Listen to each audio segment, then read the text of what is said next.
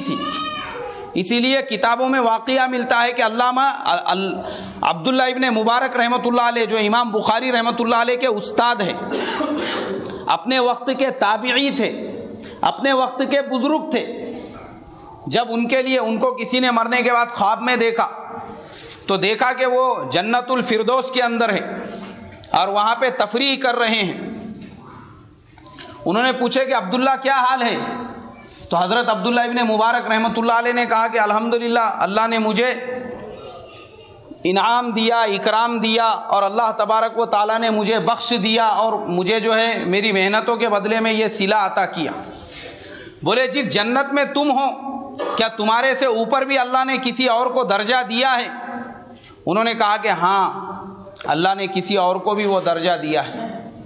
بولے کس کو وہ درجہ دیا ہے؟ بولے میرے پڑوس میں ایک لوہار رہتا تھا، میں صبح سے شام تک بچوں کو پڑھاتا تھا، حدیث کی تعلیم کرتا، حدیث کا درس دیا کرتا تھا، اور رات میں گھر میں آنے کے بعد عشاء کے بعد وضو کر کے مصلی پہ کھڑے رہتا تھا اور نفل نمازیں پڑھتا تھا، قرات بالجہر یعنی زور زور سے سورے پڑھا کرتا تھا اس میں. اور میرے پڑوس میں ایک لوہار رہتا تھا، وہ لوہار دن بھر لوہے کو کٹنے کا کام کرتا تھا، لوہے کو گرم کرنے کا کام کرتا تھا، اور جب رات میں گھر پہ آتا تو تھک جاتا تھا، اور تھکنے کے بعد اس کو تھکاوٹ کی وجہ سے اس میں کھڑے رہنے کی طاقت نہیں ہوتی تھی. اپنی عشاء کی فرض نماز پڑھ کے آتا تھا، کھانا کھا کے سو جاتا تھا، لیکن روتا تھا اور اللہ سے یہ دعا کرتا تھا کہ اے اللہ کاش کہ میرے ذمے یہ لوہاری کا کام نہیں ہوتا اور میرے بدن میں استطاعت ہوتی. جیسے عبداللہ ابن مبارک رات رات بھر تیری عبادت کرتا ہے، قرآن کی تلاوت کرتا ہے، کاش کہ میں بھی پڑھا لکھا ہوتا اور حافظ قرآن ہوتا، ایسی ہی تیری عبادت کرتا اور قرآن کی تلاوت کرتا. اس کے دل میں صرف عظمت تھی، عظمت. اللہ تبارک و تعالیٰ کو وہ عظمت پسند آئی. اللہ تبارک و تعالیٰ نے کہا مرنے کے بعد اس لوہار سے بھی کہ دیکھ عبداللہ ابن مبارک کو ہم نے جتنا ثواب دیا ہے ہم تجھ کو بھی عطا کرتے ہیں، لیکن جو عظمت تیرے دل میں تھی اس عظمت کی بنیاد پہ ان سے ایک درجہ اونچا ہم تجھے عطا کرتے. جس آدمی نے پریکٹیکل کیا پوری زندگی، اللہ نے اس سے ایک درجہ اونچا اس کو دیا جس کے دل میں صرف کیا تھی بولو؟ عظمت تھی، ادب تھا، احترام تھا.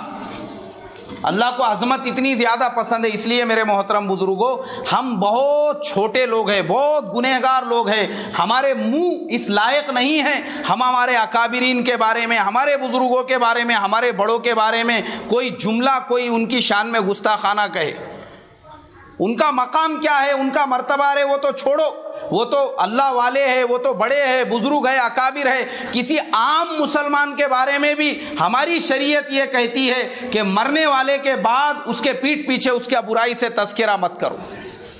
جس شریعت کے اندر ہمارے مردوں کی برائی مرنے کے بعد کرنے سے اللہ نے منع کیا ہے، ہمارے اکابرین کی برائی کرنے کی ہم کو کیسے اجازت مل سکتی ہے؟ چاہے وہ کیسے بھی تھے، انہوں نے اپنی زندگی گزاری، ان کا معاملہ اللہ تعالیٰ کا معاملہ. انہوں نے جو دین کے لیے خدمتیں کی ہے، جو انہوں نے دین کے لیے محنتیں کی ہے، ہم کو ان خدمتوں کو ذہن میں رکھتے ہوئے ان کا ادب اور احترام کرنا فرض ہے. ہم کو اس بات کا حق نہیں حاصل ہے. اور یاد رکھو بے ادبی کرنے والا جو ہے اللہ تبارک و تعالیٰ کو سخت ناپسند ہے. کئی واقعات ہیں، میں آپ کو ایک نہیں ایسے کئی واقعات بتا سکتا ہوں جس میں جن لوگوں نے نبیوں کے ساتھ میں گستاخانہ سلوک کیا، صحابہ کے ساتھ میں گستاخانہ سلوک کیا، علماء کے ساتھ، بزرگان دین اللہ والوں کے ساتھ کیا، ان میں سے اکثر تو وہ ہے جن کو اللہ نے ایمان پر موت نہیں عطا کی.